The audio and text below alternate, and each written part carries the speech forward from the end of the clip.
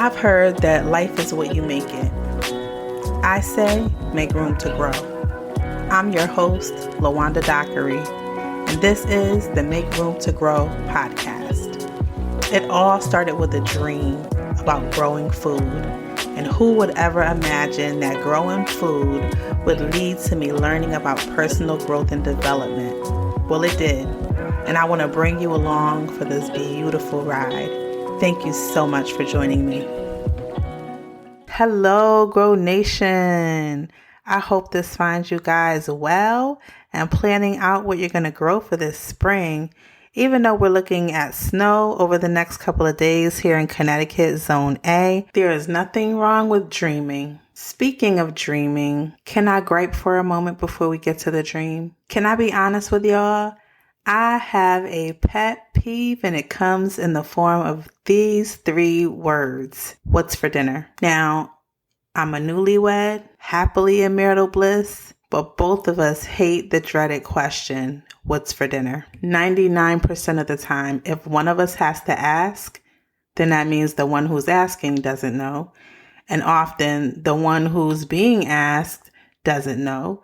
And it leads to this discussion that leads to nowhere. So we were talking last night, my husband and I were talking about what are we going to grow this year? And it reminds me of this conversation of what's for dinner. He has something totally different that he wants to grow. I have something completely different in mind to grow. We have a few things that we know we don't want to grow. But when you're selecting what you want to grow for the year, it's really a personal preference. I've decided that I want to go less on varieties and more on quantity of the few crops that I will grow. And we were even super ambitious at the end of last year, projecting everything that we would grow.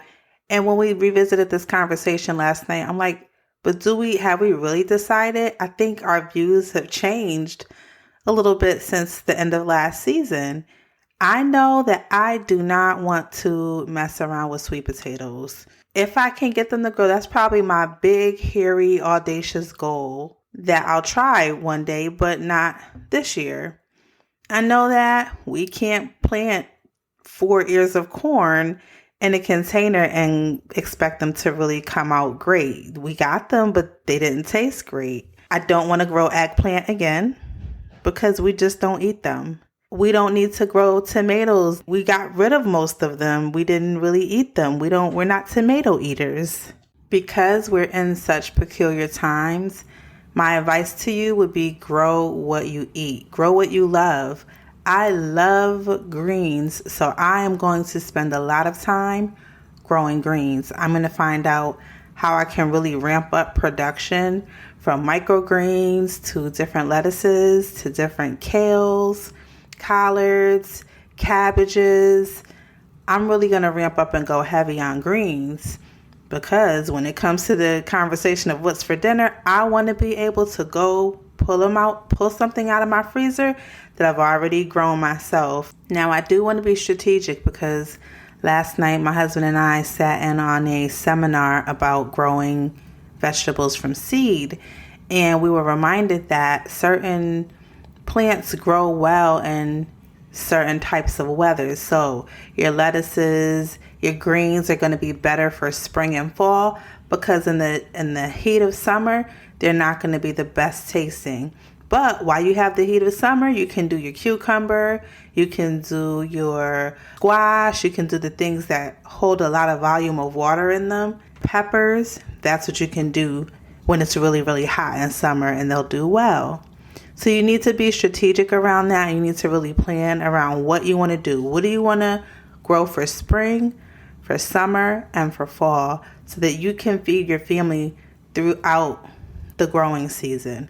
Another thing, talking about what's for dinner, we're at the point now where you really can't necessarily go into the stores and get what you want predictably. So this is another case for building up your pantry at home, building up your freezer at home, stocking up so that you have the produce that you need right at your fingertips.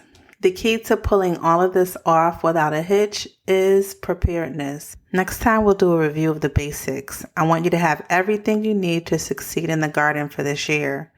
But back to what's for dinner. I dream of exclusively feeding my family from my garden. Now I know I don't have animals and we understand we'll have to go and purchase that. But when it comes to veggie, fruit, all of those things, I have a dream of being self-sustaining so that my family can eat from my garden. That is now a very personal mission of mine. I know I've talked about empowering people to grow their own food, and I'm still about that mission. I really want to feed my family from my garden. So guys, that's my dream. I look forward to hearing yours. You can email me at info@makeroomtogrow.com. And until next time, guys, I want you to be intentional about those areas in your life where you are going to make room to grow.